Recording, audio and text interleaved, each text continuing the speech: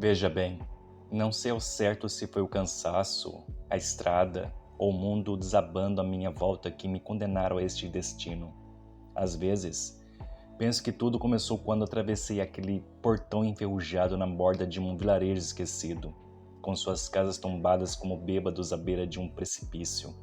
Outras vezes, parece que isso já estava comigo desde sempre, enterrado em algum canto obscuro de minha memória, esperando pacientemente para surgir. A vila não tinha nome, pelo menos não que alguém se lembrasse. Os poucos habitantes eram figuras apagadas, se movendo devagar em um cenário desbotado, como fantasmas em um palco empoeirado. O ar tinha um cheiro metálico, como algo que morria devagar, e cada passo fazia o chão ranger como se protestasse. Eu buscava abrigo, talvez uma migalha de conforto, mas a única recepção que encontrei foram portas que se fechavam e cortinas que se moviam sutilmente. Mesmo assim, eu continuei.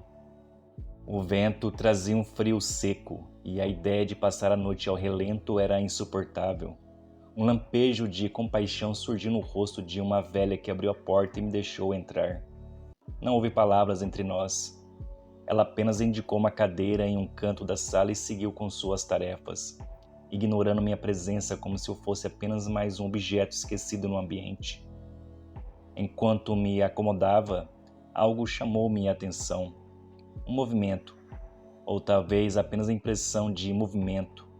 Em um canto escuro da cozinha tentei focar, mas não havia nada lá, ou pelo menos nada que eu pudesse entender. Era como se o espaço se dobrasse levemente, formando um ângulo impossível, uma deformação que desaparecia tão rápido quanto surgia. A noite chegou sem aviso, apagando o mundo lá fora. A cama improvisada que a velha preparou era desconfortável, mas não era isso que me mantinha acordado. Sempre que fechava os olhos, uma sensação de presença surgia, como se algo pairasse à beira da percepção. Quando finalmente caí em um sono inquieto, os sonhos vieram, vultos dançando em círculos, vozes abafadas repetindo palavras que soavam familiares, mas que eu não conseguia compreender. Quando acordei, a casa estava vazia. A velha tinha desaparecido, levando consigo qualquer vestígio de vida. A porta da frente estava escancarada e a luz fria da manhã entrava sem cerimônia. No vilarejo, não havia ninguém, nem mesmo os sons habituais de um lugar abandonado. Nada de pássaros, vento ou estalar das madeiras envelhecidas. Apenas um silêncio tão absoluto que parecia ter peso. Foi quando percebi que não estava inteiramente sozinho. Nos cantos das ruas desertas, nos becos onde a luz não penetrava, aquilo estava lá. Não era uma forma definida, nem algo que se pudesse nomear. Apenas um borrão na periferia da visão, uma sensação incômoda de deslocamento, como se o mundo ao redor tivesse sido ligeiramente distorcido.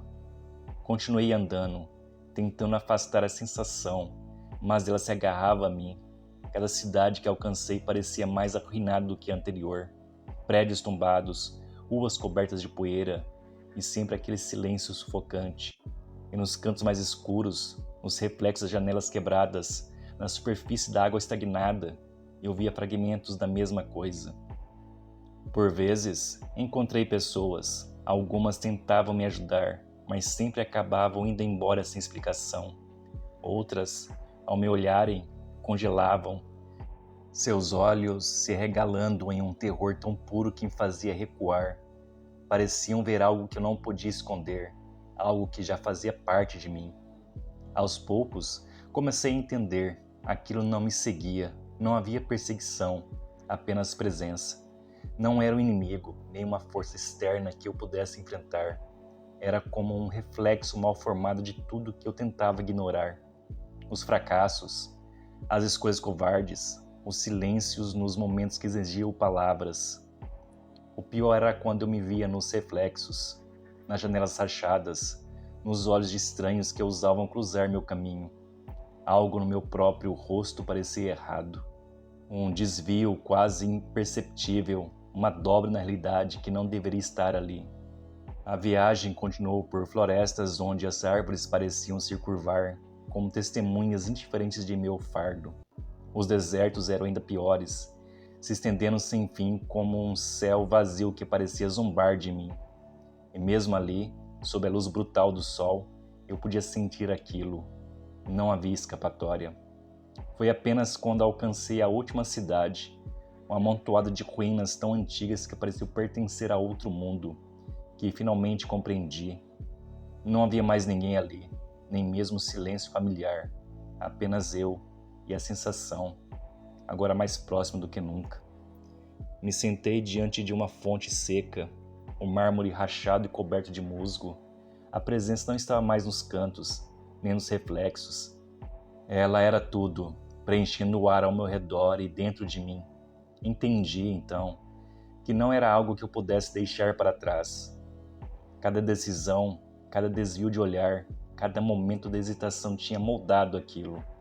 Não era uma perseguição, era um reencontro. Fechei os olhos, permitindo que o inevitável acontecesse. O peso daquilo que sempre carreguei se tornou insuportável, mas não havia mais resistência, havia apenas aceitação.